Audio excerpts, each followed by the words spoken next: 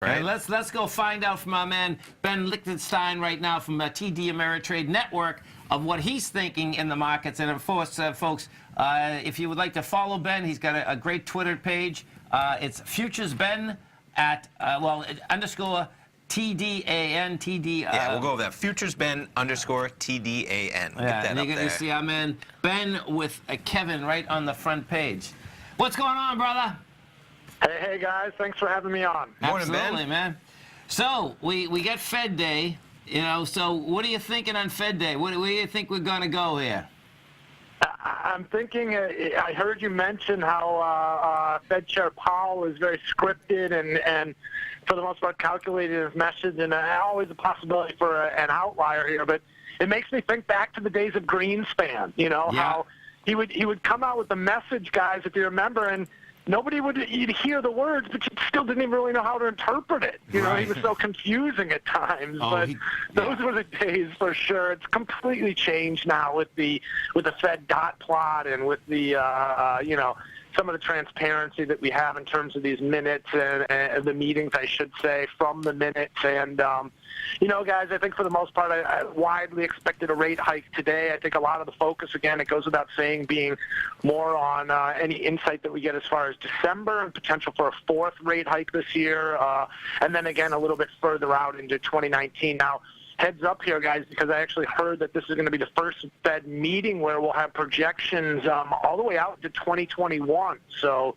you know, again, kind of getting back to the transparency and the whole, you know, that discussion. We're going to have more of it coming our way this meeting. But, you know, guys, one thing that I think about when we're talking about transparency and talking about the Fed is just really how, you know, the guidance seems to have calmed nerves associated with interest rate hikes. I mean, here we are in a situation where just last week we saw the 5-year, we saw the 30-year yields into new 2018 highs. Yes. The market, you know, simultaneously posting new all-time highs in the Dow and in the ES. So it really points to the traders, you know, willingness to absorb and digest these higher rates, you know, amidst very strong earnings and everything else in terms of economic data. You know, Ben, market higher. And Ben, we have the dot plot up right now, and you know, folks, when you look at this, it's kind of scary, actually. You know, because Don't be afraid. No, go ahead. I'm telling you, you know, and this, as you just said, this dot plot is going out to 2021,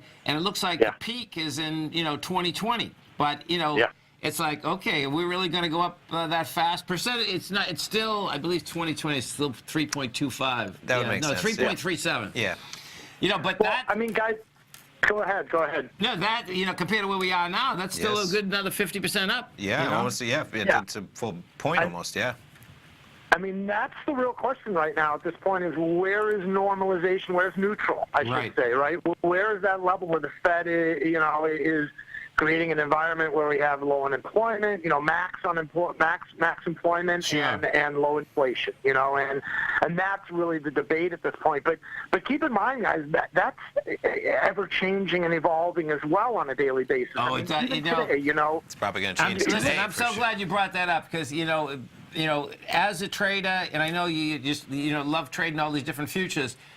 You know, Tommy and I talk about it a lot. If you can look at what even the Fed Fund future probability is, but the bottom line, it changes in a heartbeat, man. As soon as this statement comes out, you're going to see changes right across. We should save this chart and we'll bring it up this afternoon because there's going to be some differences. Exactly. Oh, there's going to be differences. Yeah. I always say, guys, speculation is one thing, but price is king, you know, and that's ultimately what we're talking about here is where's the market going to be. And so it'll be interesting to watch today's reaction. You know, one thing I'm noticing today, I'm not sure if you guys saw that spike down in gold, but it keeps trying below that 1,200 level, but it just does not want to open up the door.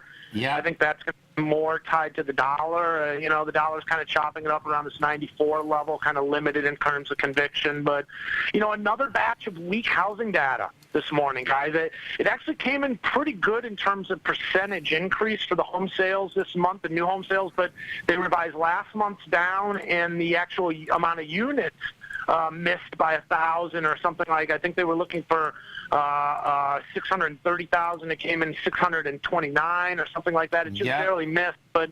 Yeah, well, you're going into affordability issues now. I mean, you know, the prices are getting higher. You know, 25 basis points, 50 basis points on a 30-year. Doesn't seem like a lot, but it's a lot when you start talking 500 grand. Right? You know? No. Yeah. You know, so it's a big number. Yeah. I know, you know, we're looking at your Twitter page out here, Ben.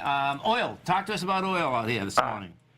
On the move. I mean, it's slowed. It's about $2 off the highs that we saw. It really was the Brent, though. Keep in mind, guys, which points to the geopolitical premium. The WTI did not get a new 2018 high when the Brent did, so it held a few bucks off. I think the high 75, 27-ish, right in that area from, as far as I remember, beginning of July, the 3rd of July, I think it was. But, yeah, Brent took out the highs yesterday up to 82, mid-82 handle, but it's come off a little bit. And, you know, I think, guys, it really is going to be the focus on the inventories today.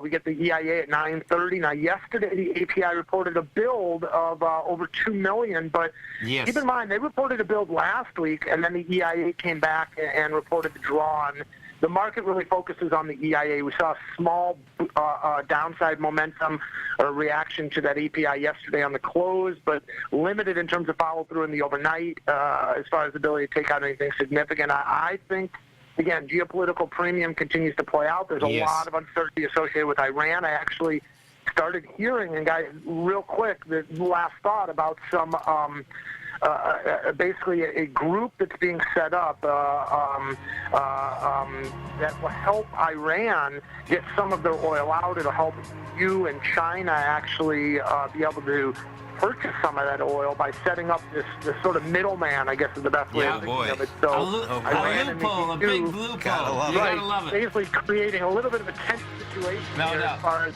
Ben, thanks so much. You have a great one, safe one. We look forward to the show in 45 minutes.